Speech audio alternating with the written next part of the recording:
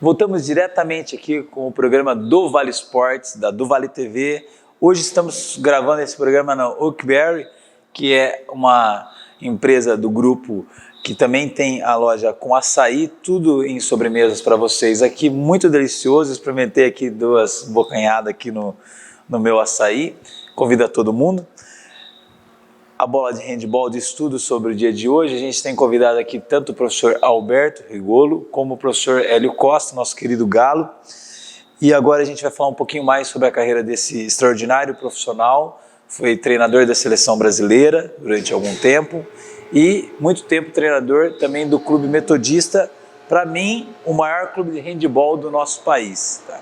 Claro que temos outros grandes clubes, Pinheiros, Taubaté, mas pela história que a Metodista tem dentro do handball, é um maior cenário do handball, o que faz lembrar sempre o handball das grandes conquistas, tanto como clube como nacionalmente. Professor Alberto, voltando à nossa expectativa, falando um pouco mais sobre o profissionalismo no handball, quando o senhor chega à seleção brasileira, lá por meados dos anos 95 para 96, a gente lembra da Olimpíadas de Atlanta, Estados Unidos, uma das melhores Olimpíadas aí que me traz à tona, porque eu gosto muito de voleibol e a nossa medalha de ouro, vôlei de areia. Falando em handball, como era a situação do Brasil em 96 no handball? E se der para dar também um dado para a gente, como está a nossa situação perante os outros países no handball, no cenário nosso, que a situação está top 10, top 15? Então, eu cheguei na seleção brasileira em janeiro de 96. Né? No final de 95, o campeonato pan-americano foi na Argentina, em Mar del Plata, e trazia a vaga olímpica, né? A vaga para os Jogos de Atlanta para o campeão, para medalha de ouro. E eu fui para lá assistir, né, com os meus pares aí, a Metodista já estava investindo na gente, para capacitar, né? Porque nós temos uma filosofia de que a capacitação é o mais importante, né? Tem uma fala até bíblica que Deus não escolhe os capacitados, Deus escolhe e capacita as pessoas para que elas façam as suas coisas. Então a gente já estava nesse processo e infelizmente o Brasil perdeu o Pan-Americano lá, perdeu para Cuba na final. Aí, quando chegou no mês de janeiro, fui convidado pelo presidente da Confederação Brasileira para assumir a seleção brasileira para jogar o ciclo olímpico seguinte, né? De 2000, que foi em Sydney. E eu assumi a seleção brasileira em janeiro. Dia 15 de janeiro, a seleção brasileira a vaga olímpica caiu no meu colo. O Cuba desistiu de participar. E a Federação Internacional chamou o vice-campeão para o lugar, né? E naquela época, politicamente, o técnico que saiu, que era o Celso Giacomini, tinha um problema político com o presidente. Hoje eles são muito amigos, é coisa de política mesmo do esporte. Eu até achava que ele que devia ir para a Olimpíada, não eu, né? Porque eu nem fui vice-campeão. Mas não, você mesmo, né? O presidente. E eu fui para a Olimpíada de Atlanta, mas com o objetivo de capacitar uma seleção futura para os próximos 4 anos. A gente não foi com o objetivo de ganhar medalha, de ficar numa classificação super adiantada, porque a gente sabia que não era possível. E aquela Olimpíada foi muito importante para nós, porque foi lá naquela Olimpíada que eu detectei que o problema do Brasil eram os fundamentos do jogo, e não a tática do jogo. Né? Hoje a gente já não fala mais de puramente tático e puramente técnico, tudo é técnico-tático, todas as ações são técnicas táticas, não existe mais uma ação puramente tática nem uma ação puramente técnica. Mas o grande problema do Brasil era técnico, passe, recepção, muito erro de passe, muito erro de, sabe, o jogo não fluía, e eu voltei de Atlanta falando com o presidente da Confederação para incentivar nisso, né? Para desenvolver a qualidade dos jogadores. E eu fui para 97 para o Japão, no Mundial do Japão, levei 6 jogadores da equipe júnior, que é sub-21, e o técnico da equipe da seleção brasileira júnior como meu assistente, que é o Sérgio Hortelã, que hoje está no Sport Clube Pinheiros, para que ele também adquirisse experiência de um campeonato mundial, porque em agosto ele ia participar do campeonato mundial com aqueles meninos que que estavam no Mundial. Então eles tinham uma experiência no Mundial do Japão para poder aplicar, tanto que foi o melhor resultado da equipe júnior até então do Brasil na equipe sub-21. E o Brasil naquela época estava em bastante ascensão, estava melhorando muito, né? De não classificado para uma Olimpíada, classificar para uma Olimpíada, as duas vezes por desistência de Cuba, em 92 e 96, e depois por problema meu particular, a gente estava falando no outro bloco de patrocínio, eu consegui um patrocínio da Petrobras, através de um amigo meu, o Gui Gomes. A gente conseguiu apresentar um projeto na Petrobras e foi aprovado. E por causa desse projeto, eu deixei a seleção brasileira para cuidar desse projeto dentro da Metodista. Então, na Olimpíada de 2000 eu não fui, foram outras, foi inclusive o Hortelã, que era um dos técnicos que a gente estava trabalhando juntos para que eles se desenvolvessem, mas no Pan-Americano não conseguiram a classificação. Perderam a classificação da medalha de ouro. Então, no Pan-Americano. Aí o Brasil não foi para o Pan-Americano de Sydney. Logo em seguida, o presidente da confederação me convidou de novo para voltar para a seleção. Eu, nessa época, já estava com a equipe da Metodista muito bem estruturada. Dos 9 campeonatos brasileiros, a gente ganhou 8 e ficou vice em 1. Né? Então, é um resultado inquestionável. Né? E aí eu fui convidado para voltar para a seleção brasileira e a Metodista foi a mãe do handebol aquele ano, porque a Metodista me dispensou para cuidar da seleção brasileira sem nenhum desconto dos meus vencimentos. Então eu não ganhava nada da Confederação Brasileira, em termos de dinheiro, para sustentar minha família, meus filhos, né? Eu não ganhava nada do handebol, da Confederação Brasileira, mas a Metodista não descontava do meu olerite nenhum centavo. Então eu ficava 2, 3 meses afastado e eu recebia integral. O Edu Carlone, que era meu assistente já na Metodista, cuidava do trabalho, cuidava da equipe, e eu continuei o trabalho até que em 2003 a gente conseguiu campeão pan-americano, ser campeão pan-americano. Até então eu não me senti olímpico, porque eu fui para a Olimpíada de Atlanta sempre convidado. Como convidado, né? E em 2003 a gente ganhou da Argentina a final, foi campeão pan-americano, primeira medalha de ouro que o Brasil ganhou no pan-americano. Isso me deixou muito feliz porque ficou para a história, né? Se alguém estudar a história do handebol daqui 50 anos, o primeiro campeão pan-americano foi o Alberto Rigolo com a seleção brasileira. Então isso me enche de orgulho, né? Tento ser modesto, mas não consigo não ser nessa hora. E aí o handebol em pleno desenvolvimento. E hoje ainda está crescendo bastante. Quando eu voltei de Atenas, da Olimpíada de Atenas, eu saí da seleção porque eu sentia que eu já não tinha mais nada para oferecer para a seleção. Eu não ia conseguir fazer com que a seleção brasileira, de campeã pan-americana, que era na época, chegar a um 3º lugar, um 4º lugar num campeonato mundial ou numa Olimpíada. Então eu achei que estava na hora de dar espaço para outros, né? E aí a Confederação Brasileira optou por trazer técnico estrangeiro, trazer o Jordi na época, né? E foi muito bom, a estada do Jordi aqui no Brasil foi muito bom para o handebol, muitos técnicos se capacitaram, aprenderam muito com ele, deu um pulo na qualidade, o Brasil começou a ter resultados positivos que até então não tinha tido, né? Começou a sair do 12º, 13º para 8º, 7º, né? Alguma coisa desse nível. Mas infelizmente por problemas de investimento, por problemas de outras coisas que eu não quero entrar, né? Problema judicial com a Confederação Brasileira, o presidente foi afastado. Eu não quero entrar nesse assunto, mas é verdade, então tem que pelo menos citar, quem tiver interesse que pesquise, né? Claro. O que aconteceu. O handebol voltou a uma situação meio que se mantendo naquilo que estava.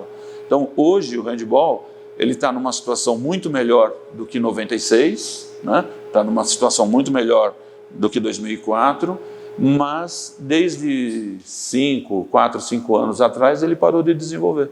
Ele parou de ter lugares menores, né, melhores, inclusive no feminino. Né? No feminino a gente foi 90, campeão mundial em 2016, né? Em 2016 foi campeão do mundo e hoje a seleção brasileira feminina, Malemar, consegue a classificação.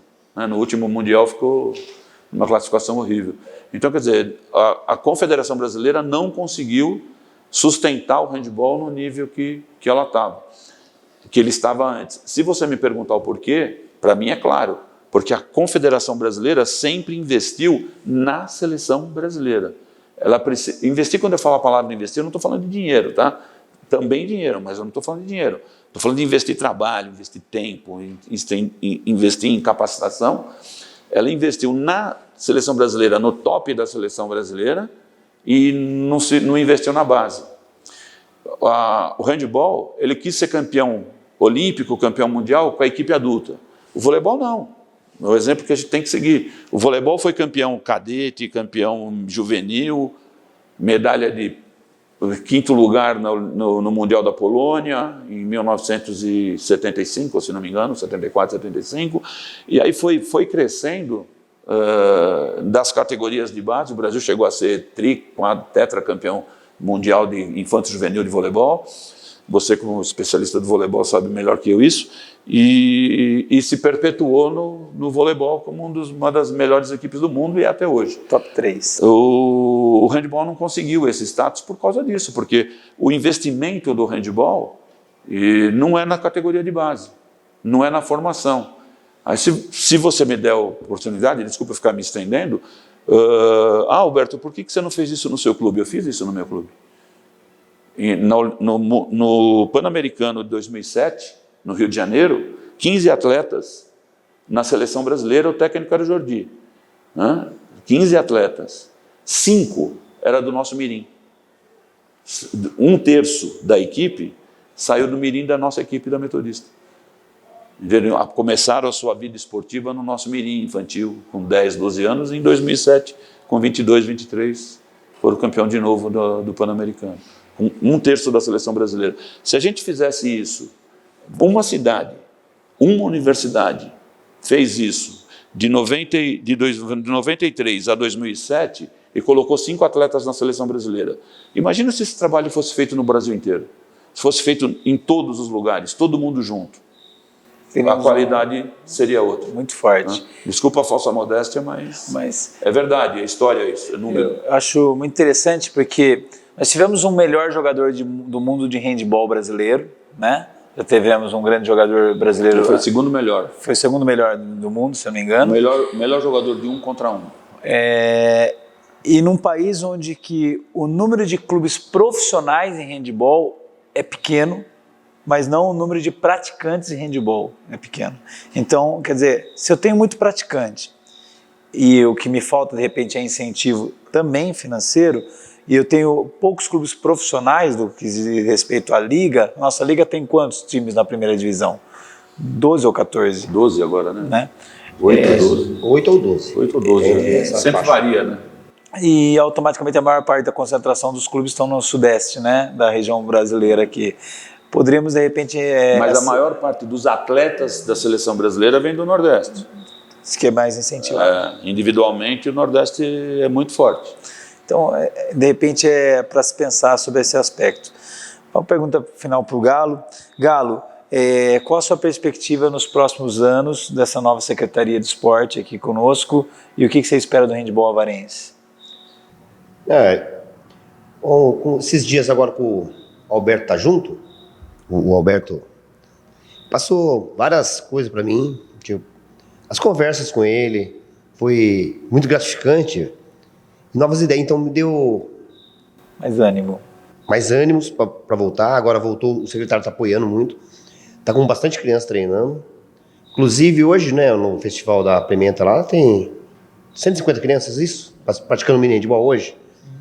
E eu estou com uma escolinha lá no ginásio, no Quinegrão, que ontem tinha 43 crianças, feminino e masculino junto, de sub-12, treinando junto. E tá começando de novo. Pode ser que a gente tenha aí uma Avaré forte nos próximos anos. Inclusive, amanhã, o adulto de Avaré joga contra São Manuel pela Liga de Handball. Ficou o convite aberto para todo mundo. Convite aberto. Gente, eu quero agradecer antes de mais nada ao professor Alberto, tá? Eu sou amante do esporte, né? Handball também fiz parte no meu período escolar de brincar de handball. Fui para outro esporte, mas pratiquei todo tipo de esporte possível. Professor Alberto, muito obrigado. Espero contar com o senhor em mais visitas. Desculpa interromper, mas vamos fazer uma correção técnica? Por favor. Isso aqui está errado. Essa empunhadura. É aqui, ó. Perfeito. Todos os dedos na mesma direção. O dedão não fica separado aqui, ó. Sempre acima. Sempre aqui, ó. Nessa posição. Muito bem. Desculpa. Imagina. Professor, o senhor que está morador agora de Água Santa Bárbara, muito perto aqui de Avaré, da nossa região, uma linda cidade de Água Santa Bárbara, um beijo para todo mundo aí também de Águas. Espero que o senhor tenha vida plena, tá bom? E os seus feitos sempre serão lembrados. Muito obrigado, tá? Seja muito bem-vindo a Avaré quando vier nos visitar e muito boa sorte. Deixa um recado final para os nossos telespectadores, por favor. Então, primeiro eu queria agradecer a você, a todas as pessoas envolvidas por esse convite, né? Falar de mim e do meu esporte é uma coisa que eu não tenho muitas oportunidades. Eu costumo brincar até com o Galo que quando eu venho para cá, o meu ego vai lá em cima, porque vocês me enxergam de um jeito diferente que eu me enxergo, né? Acho isso muito importante para mim, o que vocês fazem de reconhecimento. E eu acho que uma mensagem que a gente pode deixar, principalmente para os professores que trabalham com as crianças, então via professores também para as crianças, se preocupem bastante com a formação cidadã, se preocupem bastante com a disciplina, com a hierarquia que o esporte permite, né? Treinem muito a qualidade dos fundamentos, a bola não pode ficar no chão, é o contrário do futebol, né? No futebol a bola vai no chão, né? No handball a bola não pode ir no chão, até o drible deve ser evitado. Todo jogador pode aprender a driblar, tem que aprender a driblar, o drible é importantíssimo, mas é diferente do basquete, que o drible fica constantemente sendo usado. O handball, até o drible deve ser evitado, quanto menos driblar, melhor. E isso é uma coisa que cabe aos professores incentivarem os seus alunos, né? Mais uma vez, obrigado pelo convite e sempre que vocês precisarem, não só para uma entrevista ou para qualquer coisa, se eu puder ajudar, sempre estarei à disposição. Nós falamos agora há pouco de trabalho de professor, essas coisas, né?